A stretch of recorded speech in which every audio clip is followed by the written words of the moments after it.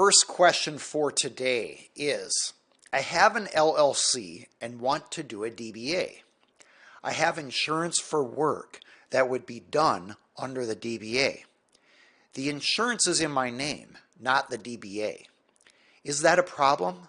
I am and will be the only employee under the DBA. This is the type of question that may require subsequent follow-up questions from an attorney to advise you on what is specific to your circumstances.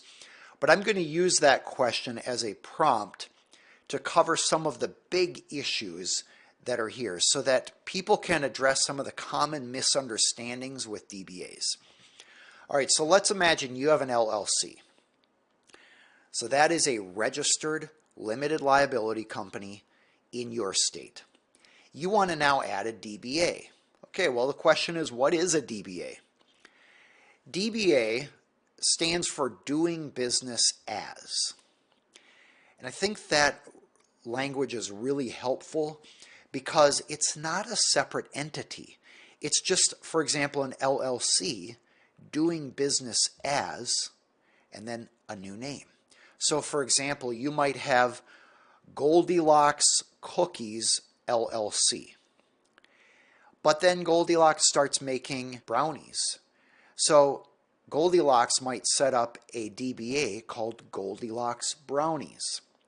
Legally, it is Goldilocks Cookies LLC doing business as Goldilocks Brownies. Is Goldilocks Brownies a separate business entity? No. It's simply another name for Goldilocks Cookies LLC. So states sometimes call it an assumed name. You might think of it as an alias or a nickname. So for example, if Robert also is known as Bob, it doesn't mean we have two people. Bob and Robert aren't two people. It's just a nickname. Bob is a nickname for Robert. So when you think about a DBA, think about nicknames. That will help avoid some of the common confusion people have about whether a DBA is a separate business entity. Okay, let's go back to the question.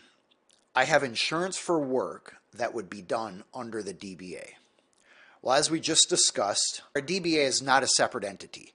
It's just a new name for the existing entity. So if you have insurance that would be done under a DBA, what you really mean is the insurance would be done under the LLC. And that's great. That's exactly how insurance should be set up. Back to the question. The insurance is in my name and not the DBA. Okay, well, let's think about that. The insurance can either be in the LLC or your name. And it matters because if a lawsuit is against the LLC and you were sued personally, the question then is, okay, are you covered? And the reverse is also true.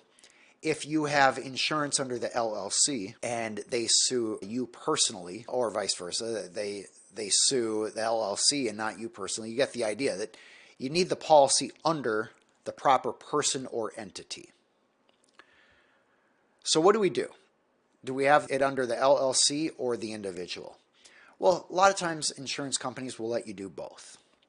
So that is certainly an option. You just need to make sure both are what's called named insured. So you want to make sure that if the LLC owns the policy, you individually are a named insured.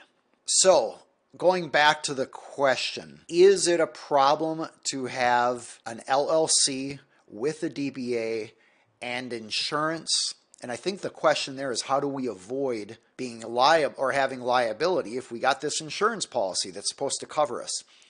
So here's how you do it. You have an LLC for your business. You can have a DBA for that. That just means a nickname. But the insurance policy can be in the name of the LLC, and you individually are the named insured. Or you can have the insurance policy be in your name, and the LLC is a named insured. I'm Aaron Hall, an attorney for business owners and entrepreneurial companies. You can find more about me at aaronhall.com.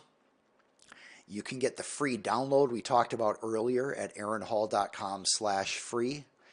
And if you have questions to follow up from today, feel free to put them in the comments section below.